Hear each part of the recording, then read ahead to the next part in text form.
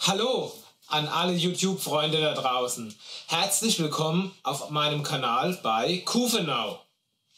Schön, dass ihr dieses Video wieder angeklickt habt. Heute geht es mal wieder um den Bau meiner Erweiterung meiner Winteranlage. In den letzten Folgen, die ich über den Bau gemacht habe, habt ihr mir ja wirklich schon wahnsinnig viele Kommentare dazu geschrieben und habt auch schon sehr, sehr viele Fragen dazu gestellt. Dafür erstmal vielen Dank dazu und es freut mich auch sehr, dass dieser Bau der Erweiterung wirklich so bei euch ankommt. Und das heutige Video möchte ich einfach mal dazu nutzen, um euch ein Thema zu beantworten, das wirklich von mehreren Leuten gestellt worden ist. Und zwar geht es einfach darum, wie verbinde ich eigentlich meine Segmentkästen. Und da möchte ich jetzt nicht einfach nur heute auf die Verbindung von den Segmentkästen eingehen, sondern auch noch ein bisschen ausschweifen. Und deshalb würde ich sagen, fangen wir doch auch gleich mal an, ne? Bevor wir zu den Verbindungen von den Segmentkästen kommen, schauen wir uns erstmal die Füße an. Sämtliche Füße von meiner Anlage, die sind quasi mit solchen höhenverstellbaren Rollen ausgestattet. Das ermöglicht mir einfach, dass ich mich an jede x-beliebige Bodensituation bei Ausstellungen anpassen kann, problemlos. Ja, und die Füße, die kann ich so circa 14 cm raus und reinschrauben. Also das ist schon ein ganz schönes Stück. Die höhenverstellbaren Füße sind eigentlich auch erstmal die Basis, dass ich überhaupt in der Lage bin, meine Anlage aufzubauen. Heißt also, wenn ich irgendwo hinkomme, werden alle Kästen auf die Füße gestellt, sie werden dann an Ort und Stelle geschoben und danach erstmal ausgerichtet, dass sie im Wasser stehen. Und dazu brauche ich eigentlich erstmal die höhenverstellbaren Füße. Und jetzt geht es dann an die eigentliche Kastenverbindung. Das, was ihr jetzt hier seht, nenne ich Kopfstück, ja, weil es einfach der Kopf vom Segmentkasten ist. Und wie ihr sehen könnt, der sieht halt so aus. Ich habe einmal zwei große Löcher. Die sind zum einen für Gewichtsreduzierung, ohne Zweifel. Zum anderen kann ich halt hier auch wunderbar die Kabel durchziehen. Ne? Dadurch, dass ich die Kabel hier durchziehen kann, hängt hier unten drunter schon mal nichts rum. Ne? So, und wieder zurück. Dann habe ich hier unten drei große Löcher. Das sind 12 mm Löcher und die dienen dazu, später die Kästen miteinander zu verschrauben. Die Verschraubung erfolgt bei mir mit so M10er Metallbauschrauben und damit einfach die Kraft ein bisschen besser verteilt wird auf eine größere Fläche, sind halt links und rechts ist jeweils noch eine Unterlagscheibe dran. Ne? So erfolgt bei mir die Verbindung von den Kästen. Was ihr dann auch noch sehen könnt, ich hoffe, man sieht es schon auf der Kamera, sind hier oben noch kleine Buchsen, kleine Löcher, kleine Buchsen. Von denen habe ich auf dieser Seite Buchsen und wenn ihr mal hier guckt, auf der Seite, hier seht ihr den anderen Kasten, hier sind Stifte. Und das sind meine sogenannten Passstifte. Denn wenn meine Anlage später zusammengeschraubt ist, dann müssen ja die Schienenprofile im Prinzip eigentlich bis auf ein paar Zehntel Millimeter müssen die haargenau stimmen. Ja, weil wenn sie nicht stimmen, dann habe ich Probleme, dann kriege ich Entgleisungen und so weiter. Und genau aus dem Grund habe ich hier diese Passstifte drin. Weil durch diese Stifte brauche ich mir jetzt beim Zusammenbau, wenn ich jetzt die zwei Kästen hier zusammenschiebe, brauche ich mir eigentlich gar nicht groß Gedanken machen, sofern sie natürlich einigermaßen auf der gleichen Höhe sind, ne? Aber dann brauche ich mir gar keine großen Gedanken zu machen. Ich fahre die einfach hin und schiebe die einfach so zusammen. Passt natürlich jetzt hier alles noch nicht so ganz, weil es nicht 100% stimmt. Aber wenn ich das dann so zusammengeschoben habe, dann brauche ich mir hier oben gar keine Gedanken mehr zu machen, weil dann passt es eigentlich 100%. So, wie ihr jetzt hier erkennen könnt, ich habe es jetzt mal alles richtig hingestellt. Ihr seht, wenn ich das jetzt zusammenschiebe, dann brauche ich mir hier oben gar keine Gedanken mehr zu machen. Wenn ich dieses Teil hier mit den Passstiften zusammengefügt habe, dann stimmt hier oben einfach meine Oberfläche 100%. Und dann brauche ich bloß noch unten die Schrauben reinmachen und das Ding verschrauben und das war's.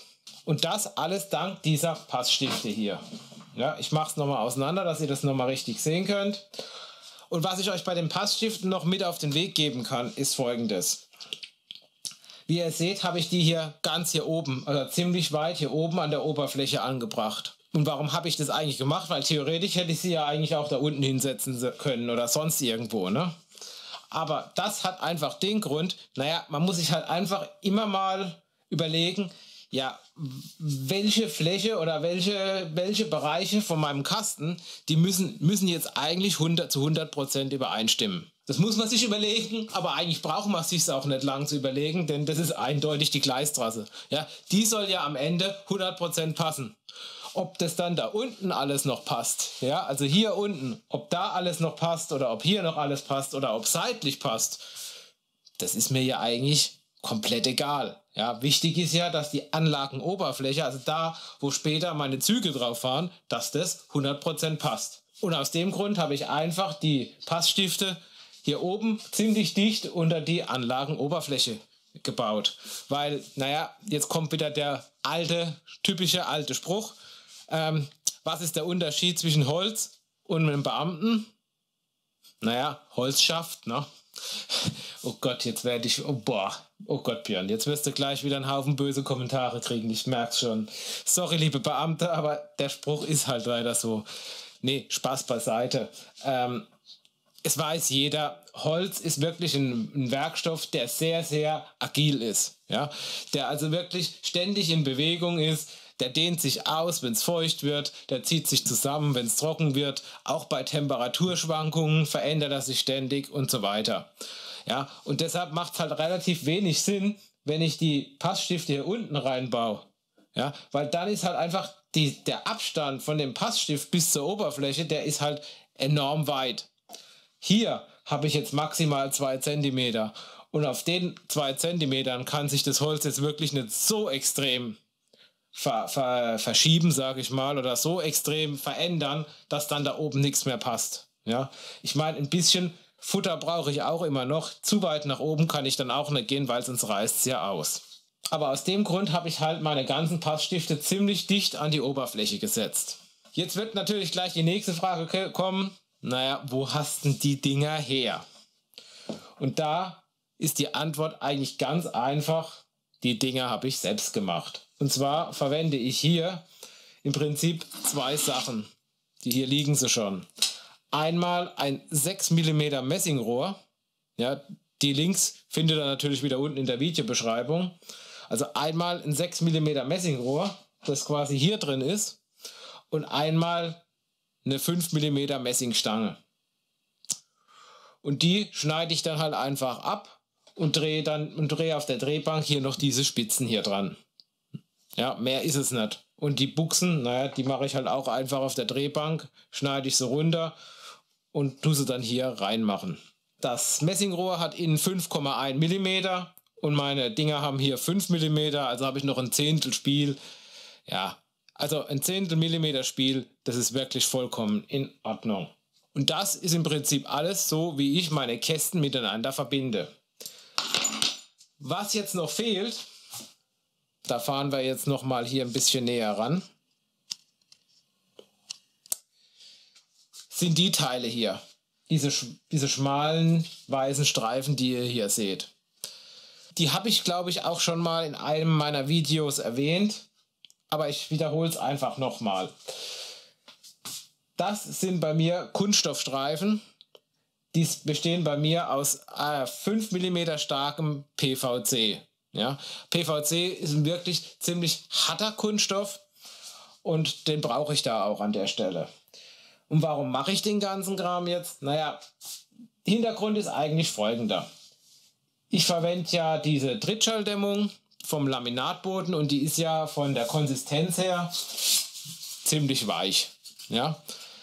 Aber auch wenn ich jetzt hier Kork nehmen würde, wäre das wirklich nicht besser.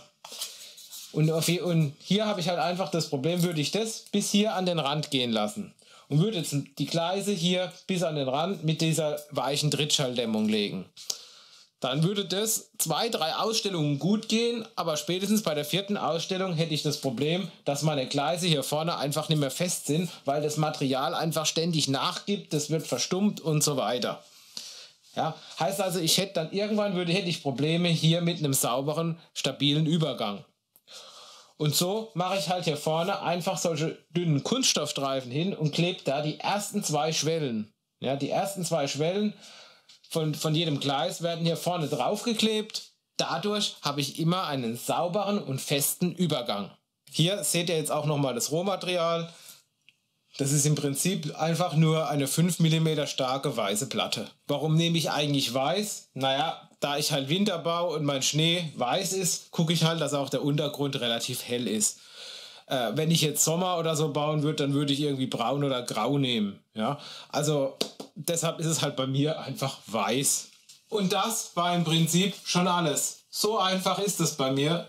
Mit so einfachen Tricks verbinde ich einfach meine Modulkästen. Ja, da ist wirklich, oder meine Segmentkästen, da ist wirklich kein Hexenwerk dabei und da verwende ich auch kein Spezialmaterial und so weiter. Ihr seht, einfach nur ein bisschen Kunststoff und ein bisschen Messing.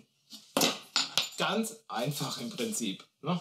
Und damit sind wir auch schon wieder am Ende dieses heutigen Videos angelangt. Ich hoffe, ich konnte eure Fragen beantworten und ja, wünsche euch wieder eine gute Zeit und ich hoffe, wir sehen uns im nächsten Video wieder. Bis dahin, euer Björn.